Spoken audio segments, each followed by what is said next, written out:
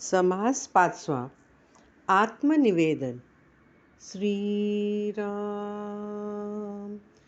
रेखेचे गुंडाळे केले, मातृकाक्षरी शब्द झाले.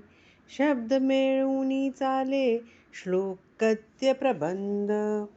रेषा काढून तिला निरनिराळे आकार दिले की अक्षरे तयार होतात. त्या अक्षरांना काना मात्रा दिल्याने शब्द तयार होतात. असे अनेक शब्द एकत्र येऊन त्यातून श्लोक, गद्य, प्रबंध वगैरे साहित्य निर्माण होते. वेदशास्त्रे पुराणे, नाना काव्ये निरूपणे, ग्रंथभेद अनुवादने, किती म्हणोनी. वेद, शास्त्रे, पुराणे, नाना काव्ये, निरूपणे इत्यादी ग्रंथांचे अनेक प्रकार आहेत. ती किती म्हणून सांगावीत. नाना ऋषी नाना मते, पाहो जाता असंख्याते. भाषा लिपी जेथे तेथे, काय उने. अनेक ऋषी झाले, त्यांची अनेक मते आहेत. ती सांगता येणे शक्य नाही, कारण ती असंख्य आहेत. अनेक भाषा, अनेक लिप्या असल्याने ग्रंथांना काय तोटा. वर्गरुचा श्रुती स्मृती, अधे स्वर्गस्तबक जाती. प्रसंगमाने समास पोथी, बहुधा नामे. वेदांतातील वर्ग, वेद, मनु इत्यादी ऋषींनी समाजासाठी लिहिलेले मनुस्मृती आदी ग्रंथ, अध्याय, सर्ग, स्तबक, जाती इत्यादी ग्रंथ, विभाग, माने, समास आदी, चंपू आदी काव्याचे भाग आणि पोथ्या किती म्हणून नावे सांगावीत. नाना पदे नाना श्लोक, नाना बीर नाना कडक. नाना साख्या दोहडे अनेक, नामाभिधाने. नाना पदे, नाना श्लोक, नाना वीर, कडक, साक्या, दोहे इत्यादी हिंदी काव्यातील छंद अशी अनेक नावे आहेत. डफ गाणे, माची गाणे, दंडी गाणे, कथा गाणे. नाना माने, नाना जसने, नाना खेळ. याशिवाय डफगाणे, माची गाणे, दिंडी गाण्याचे प्रकार, तसेच कथा गाणे, नाना माने, नाना आडकथा, नाना खेळ इत्यादी गाण्यांचे अनेक प्रकार आहेत. ध्वनी घोष नाद रेखा, चहू वाचा मध्ये देखा. वाचा रूपे ही ऐका, नाना भेद. ध्वनी, घोष, नाद, रेखा असे चारी वाचांमध्ये अनेक भेद आहेत. वाणीचेही अनेक प्रकार आहेत. उन्मेष पराध्वनी पश्यंती, नाद मध्यमा शब्द चौथी. वैखरी पासून उमटती, नाना शब्द रत्ने. उन्मेष म्हणजे स्फूर्ती, ही परावाचा होय. ध्वनी ही पश्यंती, नाद ही मध्यमा आणि शब्द ही चौथी वैखरी वाणी होय. या वैखरीपासूनच नाना शब्दरत्ने प्रकट होतात. अकार, उकार, मकार, अर्धमात्राचे अंतर. औट मात्रा तदनंतर, 52 मातृका. सर्वप्रथम अकार, उकार, मकार आणि अर्धमात्रा मिळून 3.5 मात्रांचा प्रणव ओंकार उत्पन्न झाला आणि त्यानंतर 16 स्वर आणि 36 व्यंजने मिळून 52 अक्षरे निर्माण झालीत.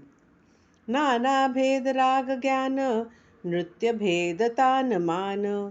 अर्थभेद तत्वज्ञान, विवंचना. नाना प्रकारचे राग ज्ञान, नृत्याचे भेद, तानमान, अर्धभेद, तत्वज्ञान व त्याचे विवरण सर्व काही शब्दांच्या योगेत चालते. तत्वांमध्ये मुख्य तत्व, ते जाणावे शुद्ध सत्व. अर्धमात्रा महत्व, मूळ माया. तत्वांमध्ये शुद्ध सत्व हे मुख्य तत्व जाणावे, ह्यालाच अर्धमात्र महत्त्व किंवा मूळ माया म्हणतात.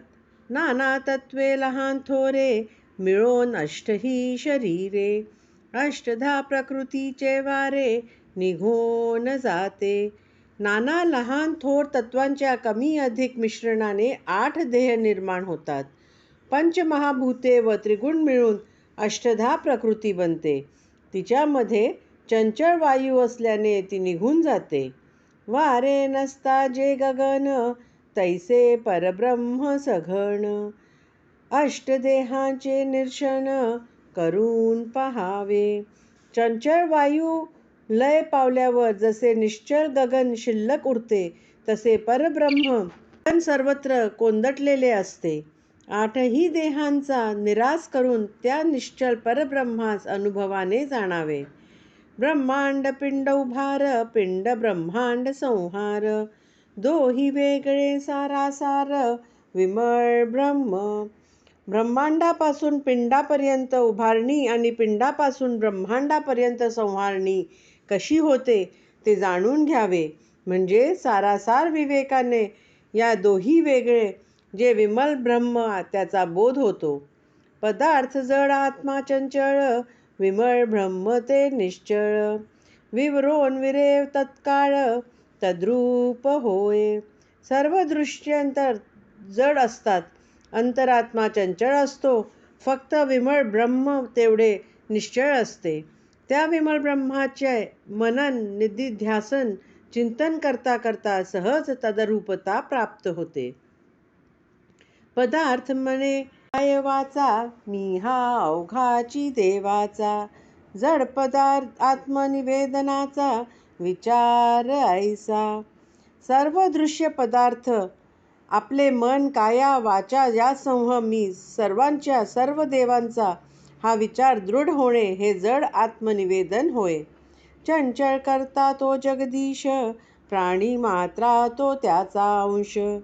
त्याचा तोची आपणास ठाव नाही.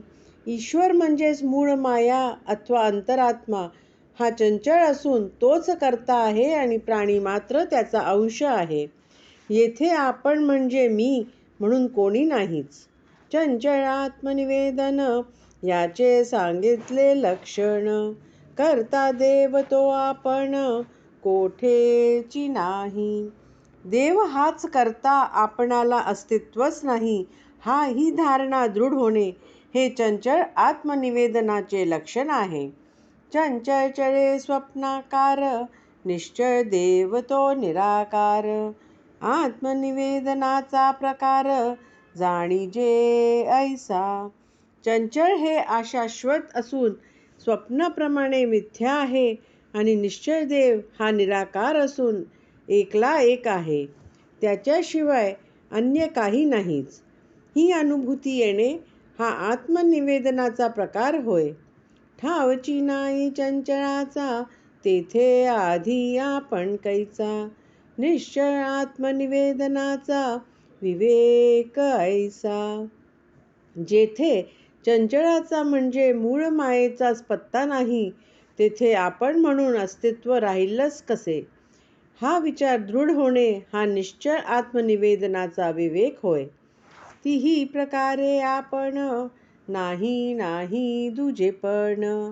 आपण नसता मी पण, नाहीच कोठे. याप्रमाणे या तिन्ही प्रकारच्या आत्मनिवेदनात मी पण म्हणजे आपण च शिल्लक उरत नसल्याने तेथे दुजेपण म्हणजेच वेगळेपणा उरतच नाही. आपणच नाही मग मी पण तरी कुठे असणार. पाहता पाहता अनुमानले, कळता कळता कळो आले.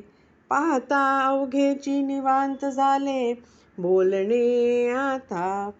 ग्रंथ वाचता वाचता अनुमानाने कळू लागते आणि कळता कळता प्रत्यक्ष अनुभव येतो. याप्रमाणे शोध घेत असता सर्व जाऊन केवळ निवांत निश्चळ परब्रह्मच राहिले, तेव्हा आता बोलण्यासारखे काही उरलेच नाही. इति श्रीदासबोधे गुरु शिष्य संवादे आत्मनिवेदन नाम समास 5वा. इति श्री दासबोधे गुरु शिष्य संवादे आत्मनिवेदन नाम समास 5वा समाप्त.